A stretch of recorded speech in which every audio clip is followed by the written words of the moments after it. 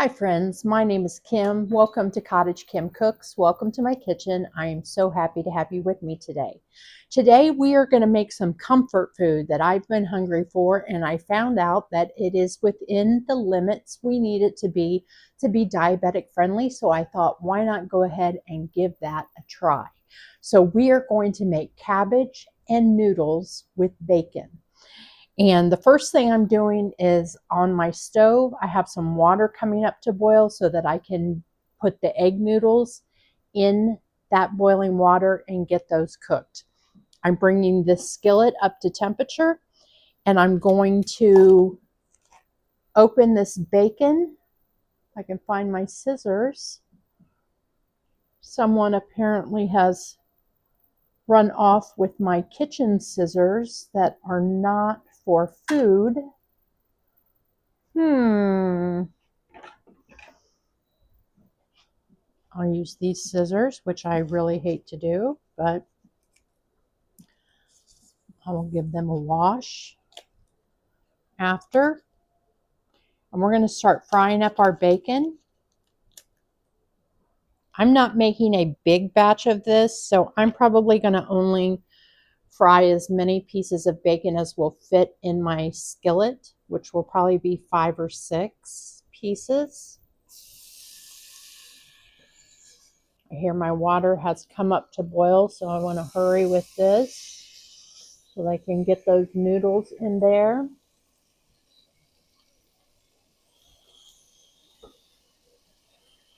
I want a comfort food partly because I am a little down because I got on the scales yesterday and I weighed 180, which isn't horrible, but it's not where I want to be.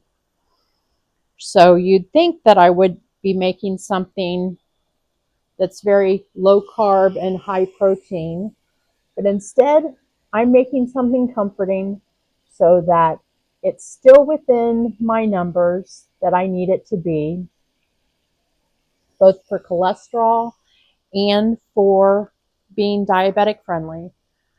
And then tomorrow, I'll focus on eating more protein, fewer carbs. I'm staying with that in that limit, but I'm having a few treats here and there, and that's what's killing me, are those treats. So let me get my noodles in the water to boil. Okay, so I washed my hands from the bacon, and I'm going to go ahead and cut up my cabbage. I'm using about a half of a head of cabbage. I am going to try and make an unstuffed cabbage roll casserole this week too, with the other half. Food costs are so high that you want to make sure you're not wasting any food. And I have a freezer full of, I have a small family, so if I make a big serving of something, like I did with the pork roast that I made, I had several helpings left over, and I have soups that I've done that with, etc. And I want to not let those go to waste, but also I don't have room for more, so I'm going to make pretty standard sized servings this week of everything that I cook, so that I have just a little bit of leftovers and not an abundance. How are you handling the rising food costs? I went to the grocery yesterday. I did get quite a few things, but I didn't get, did I get any meat? I got bacon. I got some ham. I got fresh vegetables and fresh fruit, which is always a little bit of a killer. And I spent I did get 2 pairs of capris because it's turning into summer and I don't have a plethora of summer clothes in my current size. So I did buy 2 pairs of capris, but I spent $180 and most of that was all on groceries. And that just shocked me because that was really, I got yogurt, I got sour cream, I got eggs. That was really mostly just for the week. I mean, some things will last me a little bit longer than a week, but most everything is just to last me a week. And that is just so disheartening to me.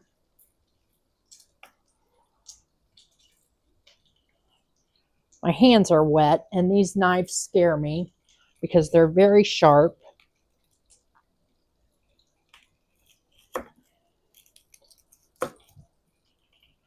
I watched a new way of cutting an onion. I remember when I first started my channel, someone commented that they had to look away when I was cutting an onion because I was doing such a poor job of it. So I've been very self-conscious about my onion cutting skills. And I watch Christine's Notebook. I don't know if you've watched that before. I like to watch people who cook from scratch and who are focused on cooking healthier things. And she cut an onion and I liked the way she did it. And so I thought, I'm going to give that a try the next time I need to cut an onion. So we're going to do that today. So she said she cuts it this way along the root so that you have one end that has the root end attached. So then you just cut this way. You leave the root end attached and you cut rows like this.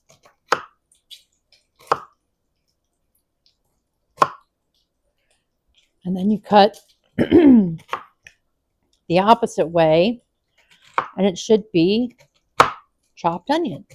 And it very much is. I'm going to check my noodles. Looks like they need about 3 minutes longer. I'm going to go ahead and get some paper towels and a plate so that I can put the bacon on when it gets crisp. We're going to go ahead and add our onion.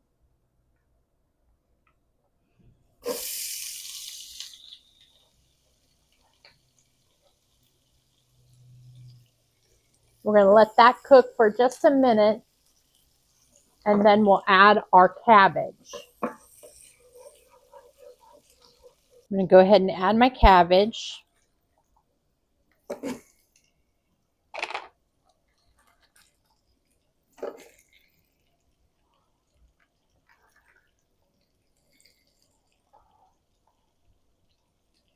I hope that that was enough bacon to create enough grease to cook this cabbage because you wanted to have that flavor.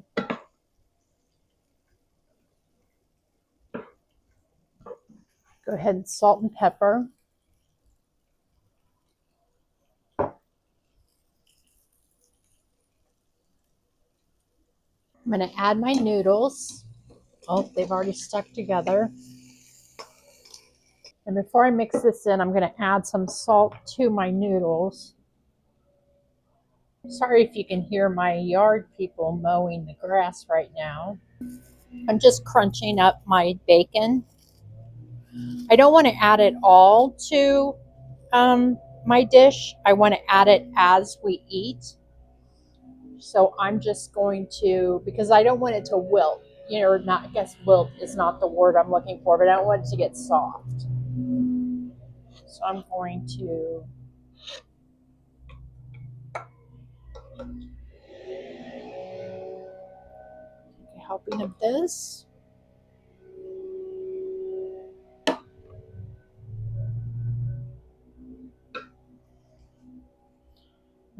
a little bit of bacon on top. You could top with some sour cream. That would be delicious. So a serving size is a half a cup of pasta. So that's not quite a half a cup of pasta, but it's probably close. So that's about a serving size. We're going to give it a taste. I want to make sure I get a little bit of everything.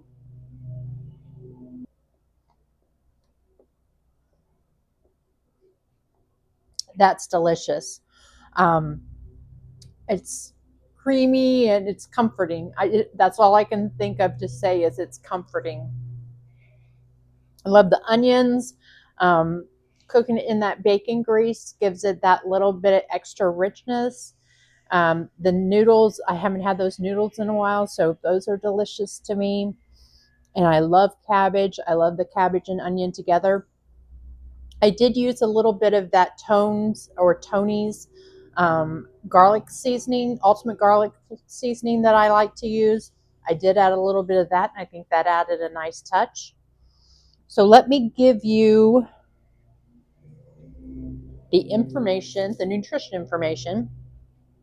So for 1/2 cup serving, you're looking at 216 calories, 10.5 grams of fat, only 36.8 milligrams of cholesterol, 23 grams of carbs, but 3 grams of fiber. So you're looking at 20 net carbs and 9 grams of protein. So pretty low on the protein, but I think that you could double and still be under that 45 grams of carbohydrates that we like to be under to be diabetic friendly. Or you could have a couple extra slices of bacon. I'm not big on the bacon, so I didn't add a lot. But you could add a little bit more bacon. That would beef up your protein a little bit. You would just want to add whatever your sour cream nutrition facts are to your total. But this is also a good side dish. So if you were, say you were having that pork roast that I made last week and you didn't want to eat the potatoes and carrots and celery because that's not something that I like to eat, but you wanted to eat the pork, or you just had pork left over, you could go ahead and have that. You could have a slice of ham. You could have any kind of protein you want to eat with this, and that would beef up that protein, would not raise your carbohydrates. So I think we have a winner.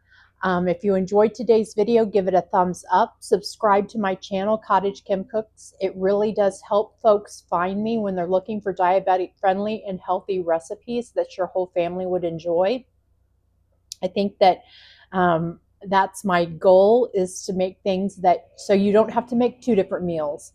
When my son was growing up, he had a very limited taste buds, and I was constantly making 2 different meals, and I don't want to have to make 2 different meals as an adult. And well, now that I have adult children, and want to make sure that everybody in my family will enjoy it. So I guess that's the thing. We don't need to eat totally different just to be diabetic friendly. And that's, if I can share one piece of wisdom with you, that's the thing that I've learned, is that watching my carbohydrate count, increasing my protein count, focusing on movement, and just making healthy choices, getting enough water intake during the day. All of those things help to reduce your blood sugar, reduce your cholesterol, and reduce your weight. I hope that you enjoyed our time together today, friends. If you did, like I said, give it a like, but follow me on Instagram, Facebook, and sometimes TikTok. And I really enjoyed our time together today. I look forward to cooking with you again soon. Take care.